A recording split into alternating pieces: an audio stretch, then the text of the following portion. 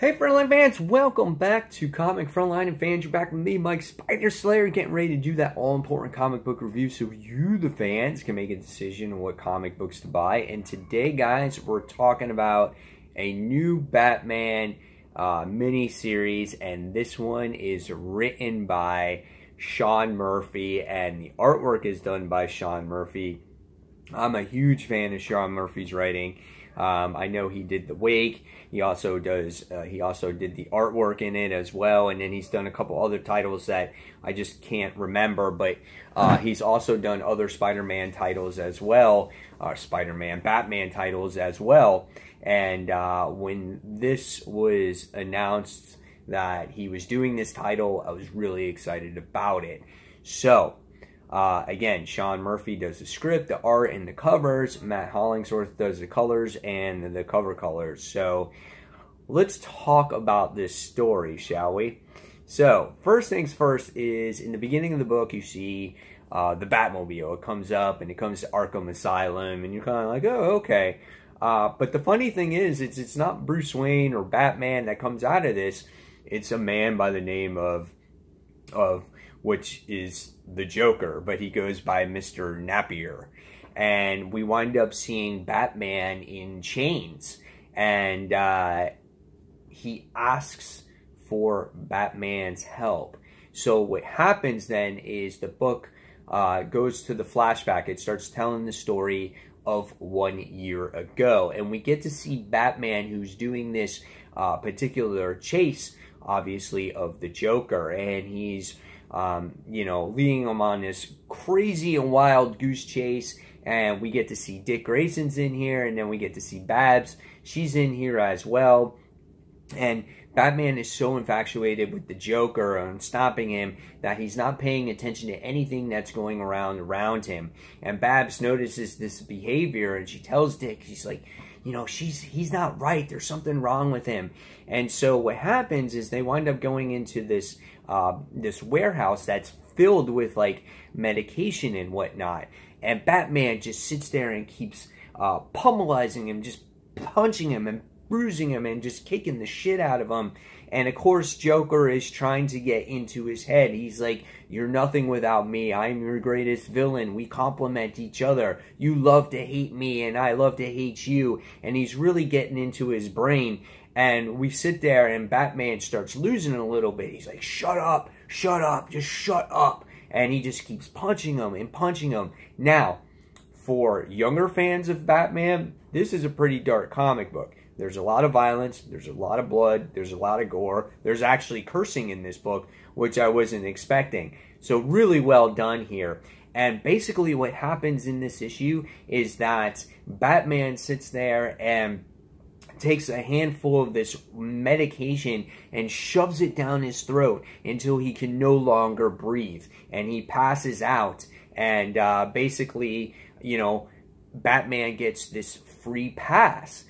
Because, you know, technically he's not a cop, and the GCPD basically turns a blind eye to him. And there's all this scrutiny on the media and everything else about why does Batman get the free pass, but of course Joker, you know, doesn't. He gets to go to jail. Batman causes all these crimes, causes all this destruction, and it gave people something to think about. There's these protesters and everything going on, and Joker's not sure if he's going to survive and whatnot. So really interesting, you know, concept on this book about, you know, why does Batman get to get away with everything?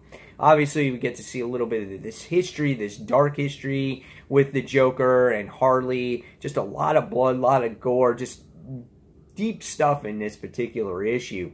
So what happens is Joker winds up waking up and he becomes this different person based off of this medication. You know, we know that the Joker becomes the Joker because of, you know, this originally falls into the toxins and, you know, he gets his face all distorted, whatever it is. But now it's like he goes through another transformation where it cures him. He's no longer sick in the head. There's just, he's a normal person now, and he's like extra smart. So he's gone through another transformation.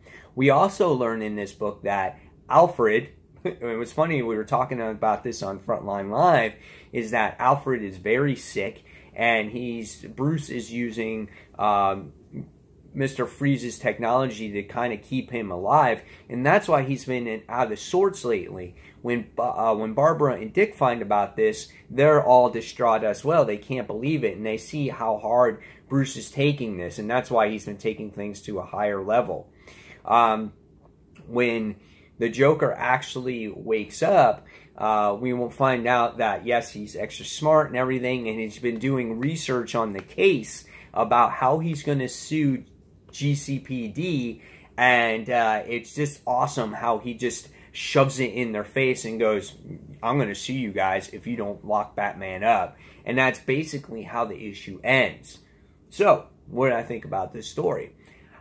I thought it was a real lengthy story. It had a lot of dialogue, but I never felt myself bored with it. I was like, man, I want to read more of this. I want to read more about Smart Joker, how he's going to, hand one over to the GCPD. I'm like, he's just screwing them over at this point. And now he wants to become this white knight. He wants to clean up the city. He wants to make up for all the wrong that he did as the Joker, and I thought that was a really cool concept. The story in here is phenomenal. Just it takes Batman almost to another level. Like, if you think Batman is dark, he's darker now, and it's just an awesome, really good read. And just to see again Joker's dialogue in this book when he becomes extra smart, it's just awesome to read. And then you feel Bruce's pain, obviously, with Alfred in this issue about, of course, the man is his father figure. And I've known we've seen this many, many times, but it's always good to see those emotional beats on why he's reacting this way. And it's true. Why does Batman always get the free pass? Because what?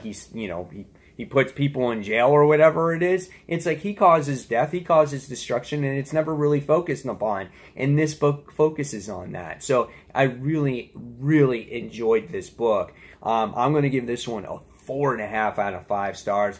Guys, in the comments below, tell me what you thought about this book. Did you like it as much as me? Maybe it's because I'm a Sean Murphy fan. I don't know, but this was great. I'm definitely going to be checking out issue number 2. So again, guys, as always, thank you for watching Comic Frontline. Until that next comic book review, you can check out comicfrontline.com. You can also find us on Discord as well, where we talk about comics 24/7 of the day and have all kinds of other chat rooms. And then again, also every Tuesday night, starting at 10 p.m. Eastern Standard Time, we have our live stream where we talk about our comics top 5, the comics news of the week, and a whole bunch more, fans. So as always, thank you for watching, and this is Mike Spider Slayer signing off, saying peace. Take care, guys. Bye.